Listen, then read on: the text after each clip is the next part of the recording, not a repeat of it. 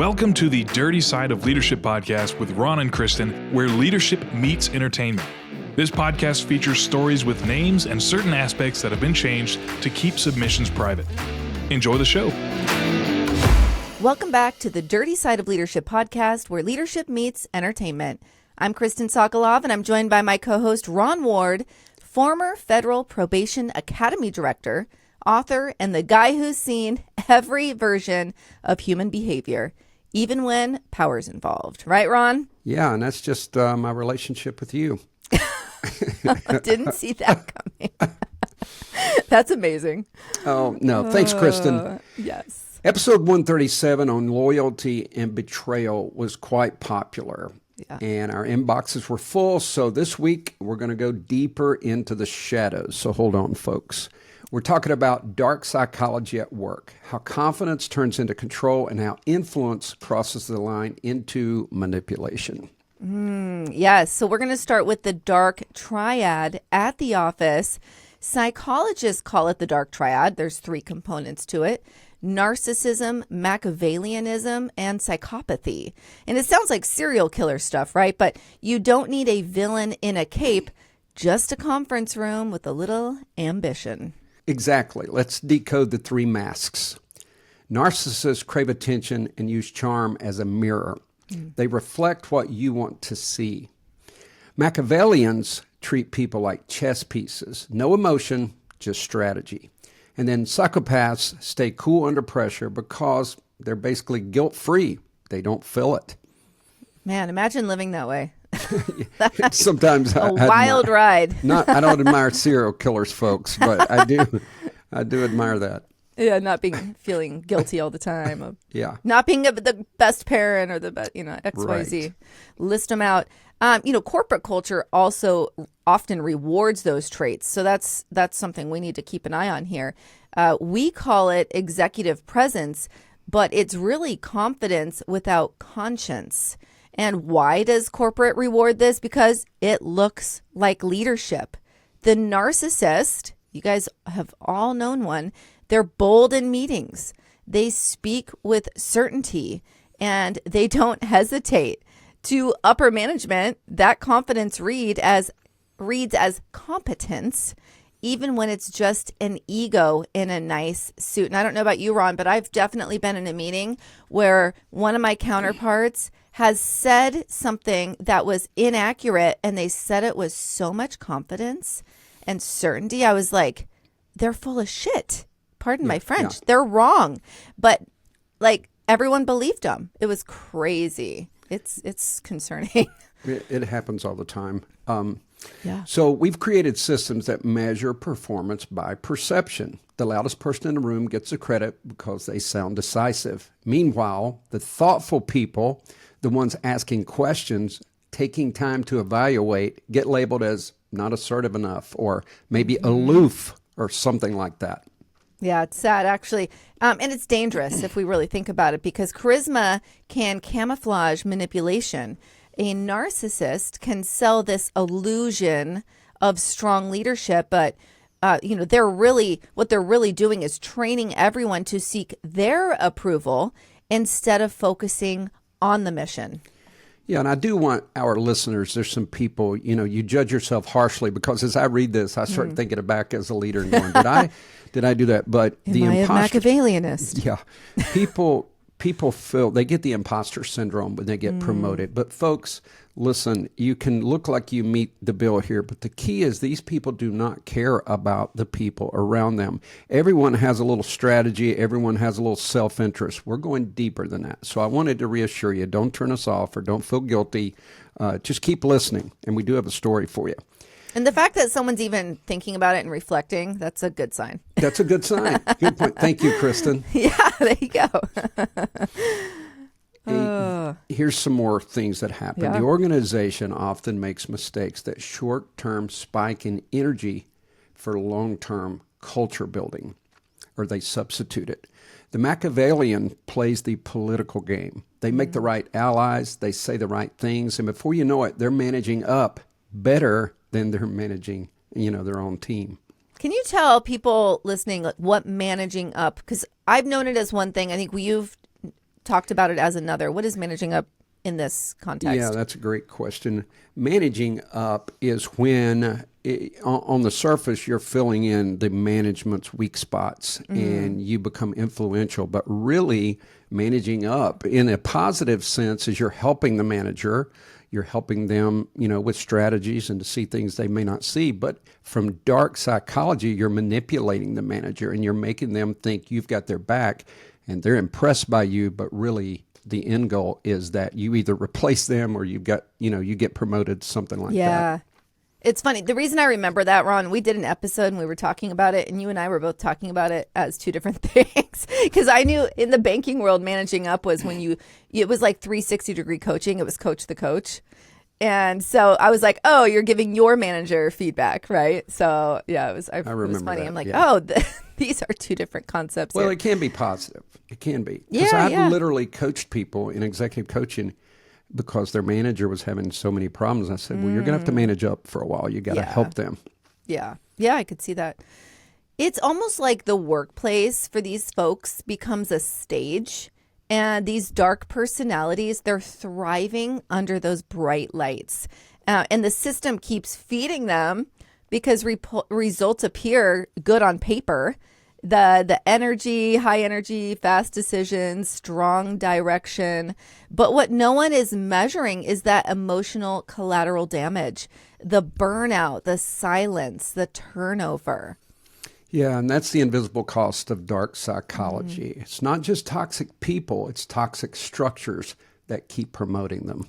Oof, that's huge right there. And it's so true. It's why some organizations look like revolving doors. They have that high attrition. Talented people keep leaving and leadership keeps wondering why. They're rewarding performance theater over psychological safety. Yeah, Kristin, and this stuff starts off subtly, but then all of a sudden manipulation just becomes part of the culture because people see what the leader does and they're going to mimic that. And we're going to look at some other aspects of this, but it literally becomes the culture, and honest people cannot stay.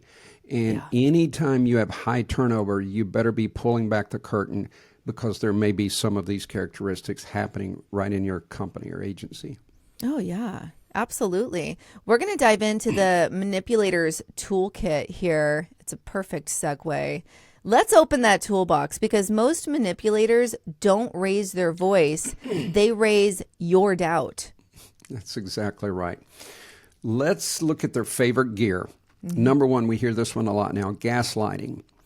They will make you feel ignorant for bringing up a legitimate point or make you feel guilty. They might say, no, your memory's off. They rewrite history.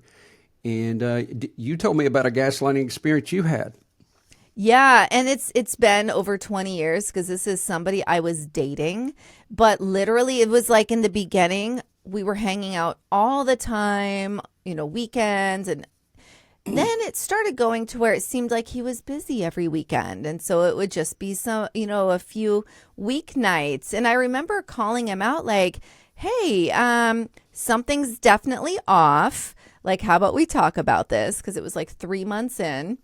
And he tried to make me seem like or feel like I was crazy and not recalling things. I actually remember one time I was on the phone with him and I said to my roommate, I was like, he's crazy. Like that. And he goes, what did you say? So anyways, long story short, I didn't know at the time that was gaslighting. He was dating somebody else. They're literally married right now. They've been married over 20 years. But he was dating this other gal while he was dating me. And he was trying to make me feel crazy for sensing that he was not as available. And so, again, I didn't know what gaslighting was. This is a long time ago. And that's exactly what he was doing to me. Yeah, and really it's a guilt transfer. It's a projection. Gaslighting is a relatively new term, or at least it's mainstream now, and it does help. But I am amazed that there are children who learn manipulation strategies at an early age. They have no idea that it's dark psychology, but they learn how to manipulate. And some do it masterfully, which is bizarre. The next one is triangulation, and that's spreading mixed messages to pit people against each other. And I told you once about having a leader who would do that. And we also talked about, Hitler's inner circle and how the people would have to try to grovel to get his praise, and then he would have one look like they're his number one follower, and then he would switch his loyalty, and it kept everyone working against each other. And these type of people, they see the power in division. In as long as your loyalty is to me, I don't care if you hate one another. Mm-hmm. And this one we see in relationships, but people do not realize it happens every day in companies across America and across the world. Love bombing. And love bombing is, overpraise early, and then they pull back later to, reclaim control. Yeah. Or they may do something that hurts someone, and then they say, yeah, but I did that to help your growth. You're going to learn so much under me. They do those kind of things. All it is reeling you back in. Yeah. And then projections is accusing others of what they're doing themselves. Mm-hmm. And the classic one is cheating, right? When someone's cheating and they start accusing their partner of it. But obviously, that's not in the workplace, but that's a classic example. Yeah, and I knew someone, there was in a relationship, it's kind of gaslighting, but she was like, you made me do this, because you just had a child and we were not, intimate. Yeah. You want to talk about a high form of gaslighting. Oof. Yeah, and then seriously. Emotional withholding. We are emotional beings, even if you're, some people are very emotional, but even if it's just a little bit, there is almost no one on the planet that I've ever seen that doesn't like a little bit of good job on that, Kristin. Mm-hmm. Even as simple as us doing a podcast. Nice work, Kristin. Right. And what they do is they use their silence as punishment. So you've done something or you share a great idea. They never acknowledge you. They just ignore you and they just move on. Wow. Yeah, the silent treatment is so classic, right? But I don't think we ever think about it in the workplace. Exactly. And I would rather have, I don't know about you, Ron, my dad would do the silent treatment when he was mad. Turns out my mom said her mom did that, so my grandma did that. I would rather have someone scream at me, and my mom agrees. I'd rather have a parent scream at me than ignore me for days and days. And Kristin, in a simple sense, I used to do a teaching. This was actually in a youth group, but skunks and turtles. Skunks spray you, turtles go back in their shell. And it's a pretty way to remember that. Yeah. Oh, wow. I like that. I've seen a whole team implode because one person quietly poisoned the trust well. I don't know about you, Ron, but people start questioning themselves instead of the manipulator. It's so sick. Yeah, exactly. You control the perception and you control the reality. The most skilled manipulators engineer chaos and then step in as the voice of reason. They create a mess and then go in like, I've got the answer. It really is psychotic. It's diabolical and brilliant in the worst way. Yeah, my goodness. All right, we're going to dive into why good people fall for it. And there's a real life story worked in here. So why do good, smart people, leaders, parents, employees keep falling for this, Ron? Yeah, because it's not an IQ issue, it's a brain chemistry issue. When someone praises you, you get those dopamine drizzles in your brain reward center. When that praise is suddenly withdrawn, cortisol spikes. You choose approval just to feel normal again. So it's just like, you remember the old saying, you can feed someone, give them a fish, feed them for a day, teach them to fish. It's the same thing. You start to give the compliments. They love you. They're getting the dopamine rush, the reward center of the brain's being fulfilled, and then boom, you withdraw it. And then people start to get more and more desperate. And that's intermittent reinforcement. Wow. Yeah, it's the same psychology, by the way, that casinos use. They get you winning, and you're getting dopamine, you're getting that euphoria, you're getting endorphins, and all of a sudden you start losing, and you're like, oh, God, I'm just around the corner. One more hand. Yeah, I know. It's wild. I think I start thinking about how many different businesses use that, right? Okay, so a manipulator literally hijacks your reward system. And let me share a true-to-life case. Lisa, a marketing manager, was fast-tracked by a new director who seemed like a dream mentor. daily praise, public shout outs like emails, right? The whole deal. Then the same, subtle cuts. You're too emotional. Maybe you're not ready for the next level. She started working late, right? So we're going back. Lisa starts working late and second guessing everything. HR eventually found that the manager, who was a male, had done this to others, keeping people loyal by keeping them off balance. Yikes. Yeah, in that story, that manager ultimately got, terminated. And we think, oh, that's great. That's a great outcome. That went on for years. And there were so many victims, so much carnage. Yeah. And there's a section in my book that I literally saw this in action. So if anyone ever reads my book, there's a story called Working for an Idiot, and I got a lot of controversy naming it that because I should have probably said Working for a Narcissist, but I wanted it to be really strong. And relatable. I think it's great. Absolutely. But it's all of the dark psychology that you see. He weaponized his position for sure. So,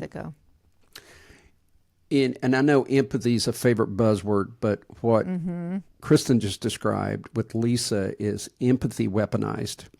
Once your cortisol's up, your logic center, the prefrontal cortex is where we ultimately make decisions, it starts to shut down. And that's when people say, I know this isn't right, but maybe it's just me. Maybe I am to blame. And manipulators don't overpower you, they rewire you. Wow, so sad. It's why so many high performers are burning out in toxic cultures, and then they're blaming themselves because they can't pinpoint what exactly led to this. Yeah, and let's follow our theme of being, solution-minded. Let's look at protecting yourself and your team. And we're going to share, there is a way to fight back on this, even if someone has authority, and we want to share some of that. Yeah, absolutely. Step one, give it to us, Kristin. Yeah, so awareness, being aware. That's one we've talked about, all of these different scenarios. And I think, Ron, a natural theme is people weren't quite aware of what was happening. So we're glad to bring this episode forward so you can start to understand. If you can't name it, you can't neutralize it. No, that's exactly right. We do that in coaching. And people have to, as Barney Fife used to say, nip it at the bud. As soon as because your brain gets rewired. Some of the strongest people have actually fell victim to this and started blaming themselves. So you have to spot it, but you have to do something immediately. Even if it's just a mental block, like, this person might have the characteristics of that great podcast I listened to. Shameless plug. And I can see this starting to happen. Don't wait until your brain's rewired. Yeah, exactly. Yeah, and here's two questions to help you establish boundaries. Ask yourself, is this influence or control? Healthy leaders inspire actions and toxic ones demand submission. So is it influence means, they're influencing me, and a good manager is always going to have a positive outcome for you. Control, though, is, I rescue, follow me. I can show you how to get this done. I'll keep you from falling in the quicksand or whatever it is. Very early on in a role I took at the bank, I was warned about this manager, but I figured I'm tough. I can handle it, right? The very first week I worked for her, I got a flat tire. Was it a flat tire or my brakes were? Anyways, I needed to go to the mechanic, right? And I was like, oh my gosh, it's the first week I'm working for this person. That's crazy. Like, she's going to think I'm a hot mess. So anyways, I already had that in the back of my mind, even though it was 100% legitimate. So that happens. I get it taken care of. The following week, there was a vendor in, and they were giving out like some free merch. And it was one of those things, those little chirp things that you put on your keys, and then you can just chirp it if you can't find your car keys.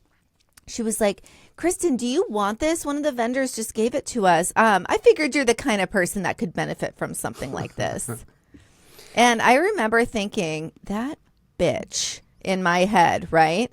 And it stayed with me because I'm like, that's how she sees me. Or she's trying to cut me down because I'm a confident, positive person.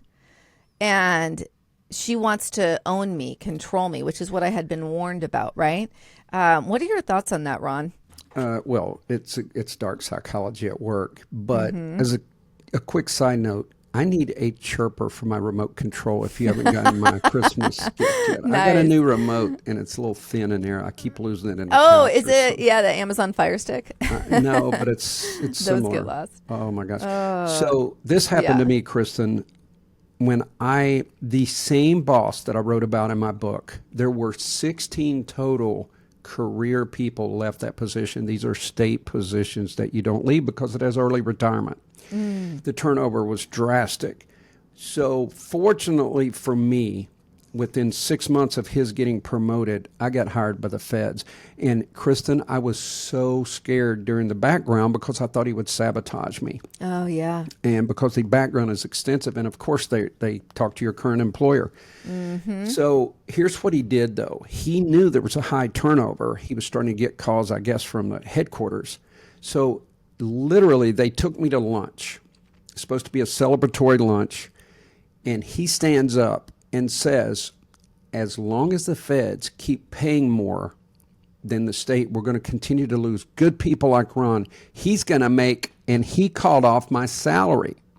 Folks, listen to me. What? We knew of no way for him to know my salary. He knew a range, but he called it off. So here's the thing you got to understand. What? These people can be very intelligent. They can be very capable. And don't underestimate how smart they are. It doesn't mean, I called him an idiot. That's why I said if I could go back, I would change the name. But yeah, this person was intelligent and was able to get my salary. And I mean, of course I was stunned. And I'm just like you. I probably said SOB in my mind, but I knew what he was doing. He was trying to say Ron would never leave me and my great leadership, but the feds are paying him so much that he's going to leave and we're going to continue to lose people. I was the only one that went with the feds. Everybody else was leaving to get away from him. Wow. It was crazy. That is an HR violation. Well, at least it was at the bank. You never talked about each other's salaries. But that's insane, Ron. That one makes you really think. Who was he in bed with to where he could get your salary? I am not sure on that. To this day, I'm not sure. Because don't get me wrong, they give you a range. He could look up a range. Yeah. But I'm just not sure. That's why crazy. I said don't underestimate these people. Yeah, seriously. And excuse me, as leaders, we need to be documenting patterns. We talked about that early on, that HR finally fired that one guy with the scenario that we had gone over. They fired him because they found a pattern. So you need to document patterns. One incident might be a misunderstanding, but a pattern is manipulation. And I used to listen to Nancy Grace all the time, and she always said, if you want to know about a horse, look at his track record. And it's that simple. Well, it is and it isn't. Yeah, I was going to say, I don't know if it's simple, but yes, you've got to go down to the track. You know what I'm saying? Yeah. You can't be at the stands. You might misunderstand it. But anyway, we've said this many times, but it's so important for leaders to provide psychological safety, because you may have a person who uses dark psychology on their team. They might be manipulative or gaslighting. And the only way for you to know is you got to create a safe space where people can talk. You also got to ask the right questions. And it's okay to say, why did you do that? And you can do it when we talk about managing up. The why is important. You do it respectfully, but you say, I'd like to respectfully ask, why did we do this? Because, previously we did it this other way. And that's a great way to manage up and also get to the root of what's going on. Oh, yeah. Yeah, absolutely. And finally, I think it's important that we understand we need to check our own reflections. Confidence and control our neighbors. Self-awareness is the fence between them. And, that's something. In our early episodes, I talked about self-awareness and how rare it is in the workplace. It's concerning, but it's quite rare to have someone who's actually self-aware. Those folks can coach themselves, right? But you need to hone that. If you find yourself rusty and doing some self-reflection, get back on it. Kristin, really easy to fall in that trap. I always say that one person, when we judge, these celebrities harshly, usually one person is not equipped to handle that much praise, that many accolades. And I just watched a documentary on Kobe Bryant, and I have to tell you, Kristin, I just retired when he passed, and I was depressed for like 2 to 3 days. So I went back and watched the segment, or I think it's 3 episodes. And when they went through the rape, there was, he had a sexual assault charge against him. And it was a 19-year-old girl at a hotel.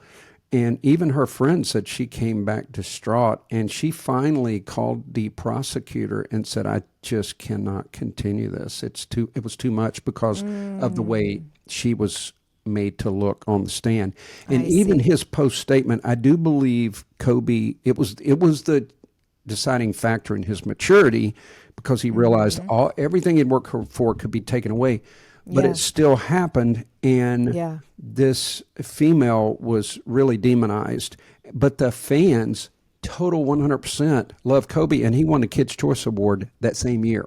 Oh, wow. So isn't that rich? It shows us and by the way, Kristin, I'm being honest, I felt relieved when it was dismissed because I didn't follow it that closely. And I thought, well, maybe she lied. And then when I started seeing it, she was just demoralized. But when he wrote his final thing, he said, I want to apologize to her. And I can see that how she would see this. In other words, we saw it different. He couldn't say, but and it was a turning point for him. And would it have been beneficial for him to go to prison? Well, some people say, like that prosecutor said, that sexual assault cases dropped significantly in their town because everyone was afraid after that. So there's this dichotomy. What I'm saying, the reason I said all that is many times we put our leaders on a pedestal. Right. And we look up to them, and they're cool. And sometimes they're charismatic and all of that. So it's so easy for you to just do some blind, you just follow them. You give them a Kids' Choice Award when you should be going, wait a minute. This is not right. Right. Oh, it's wild. I see that on the news all the time, like murderers. That one chick in Boston that ran over her police officer boyfriend. I watched some of that. All these fanatics. I mean, she wasn't even she was just an attractive woman, and people became obsessed with her, men and women, and they wanted her to get off scot-free. She did. Yeah. Anyhow, it's wild what people are attracted to and what they rally behind. And it's a good reminder that we need to check ourselves. I think we should share a dirty lesson, Ron, and put this together. The most dangerous manipulator isn't the one in the boardroom. It's the one in your blind spot. Yeah, and leadership is not about avoiding dark psychology. It's about mastering awareness of it in others and yourself. If you can spot it, and like you said, the manipulator isn't going to walk in, as we said last week, in a cape, in a villain hood. You've got to be able to spot this. And people who hear this podcast, people who study this, you will be able to spot it if you're looking for it. Don't get your brain rewired before it happens. Yeah, exactly. I mean, that's the line right there. Manipulation takes control and leadership gives clarity. Oh, that was a good line. Also, how about this one, Kristin? Power isn't evil. Unconscious power is. Yeah. Got some bangers here. Yeah. Well, Kristin, we feel like there's not enough information on dark psychology and what happens in the workplace. Every time I hear love bombing and Machiavellianism, there's so many things that I always hear related to relationships. But when you really look into it, it happens every day at work. These people don't completely change at home in how they do at work. So one of the things we want to do, of course, is bring you solutions, but also we don't want you to be manipulated. We don't want you to be treated like you're subservient. You work for the company, that you don't work for the boss. And many of the bosses act like they sign the paycheck. Now, if it's a small company and they own it, that's different. But they really do. They act they literally like do. Your livelihood rests on their mighty, powerful grip. You know what, Ron? I just thought of a business idea for us. Oh, are we going to tell everybody? Yes, Oh, because okay. it's highly unlikely that anyone would ever hire someone to do I that. thought you were going to go, the idea is so ridiculous, no one else would do it. Well, that too. Literally, I think companies need to invest in. They have companies come in, do a financial analysis, right, and see where there's extra and where they need to throw a little more resources to. But they should really hire a team, us, to come in and be able to just through some brief interaction, be able to find these folks that are guilty of this dark psychology, and at least just like start to point out, this employee could potentially be toxic, and here's what here's findings on what we're seeing in the dynamic, and here's what we've heard from, right? I just feel like not enough resources are put towards the dynamic in a workspace, and they would save businesses and companies alike would save so much money if they focused on dynamic and understood that the bottom line will thrive if you have the right people in place. And if you cut the cancerous people, before they've infected the entire office. I like it. We could be DPD, dark psychology detectives. I do think. I like it. I do think that's a great idea. By the way, it would probably be difficult, and there's people scared. They don't want to know because these people are usually pretty powerful. So, but I do think training in this regard would be great. How do you spot this? How do you know if you're being manipulated? Yes, that's a more realistic angle, Ron. Some dark psychology training. I think for so. not just leaders, but for employees alike. Well, folks, we're not cheap, but we can be hired. We're not cheap. We're incredible. Oh, I need Kristin. Listen, Kristin, you should just be a hype person. Like, just, people can hire you to hype them up. What do you think? I know. I'm really good at that. And it's like organic for me. I have to tell you this, because last night my son was kind of being a poop to my daughter. And before I knew it, I could tell my daughter was a little down about it. Before you knew it, I was doing like a whole spa treatment for her. I'm like, hey, I put on like, cool like spa music, and I'm doing mud mask and like all of this. It completely took her out of like the work. She was kind of slipping into feeling a little crappy about how her brother had been treating her. And it was like, I told my husband, like, oh my gosh, do you see what I just did? I like went into action, right? It's like, let's make her feel great about herself before this negativity even touches her, right? And I do have that because you're a great leader, Kristin. You do have that instinct. That's part of what leadership is, being intuitive, having the instincts to do it. Appreciate it. All right. Kristin, how could people, by the way, folks, we can't discuss it now, but we are on the verge of some really big things with the podcast. We are so grateful for those of you that listen faithfully. And Kristin, I've had several people tell me that they listened to that last episode that we did. Yes. And people want to discuss some of the, not that we always do this, but some of the darker sides or the dirty side of leadership. And but we're positive people, and we want positive outcomes for you guys. We want to continue to build content that's going to help you and help you navigate the challenges that you face every day, and help you, if you're a leader, to be that person that 20 years from now, someone's on a podcast calling out your name because you inspired them so much. So that's what we want for you, for sure. Yes. Oh, absolutely. So how can people help us? We have seen, and thank you from last week, we've seen numerous more reviews when folks go in and review the podcast. That helps us greatly. And so if you could review anywhere you get your podcast, Apple, Spotify, wherever it is. Also, share us out. That would be awesome. You can even put it in your Instagram stories. You don't have to put it on your main page. You can share us out in your Facebook stories, and that's where it's just there for 24 hours. That is super helpful. And it's not a full commitment of putting it on your main page for you guys that understand social media. The other thing is you can go visit our Facebook group and be a part of our Facebook group and have influence there on what topics that we cover for the podcast. There's so many ways. Reach out. We are very tangible. Absolutely. All right, everyone. Thanks for checking out this episode, and we really appreciate you. Be the leader you're meant to be. We'll see you next week. The Dirty Side of Leadership podcast is brought to you by Forward Operations. If you'd like to book Ron or Kristin for speaking events, training, or executive coaching, visit forwardoperations.com. Be the leader you're meant to be.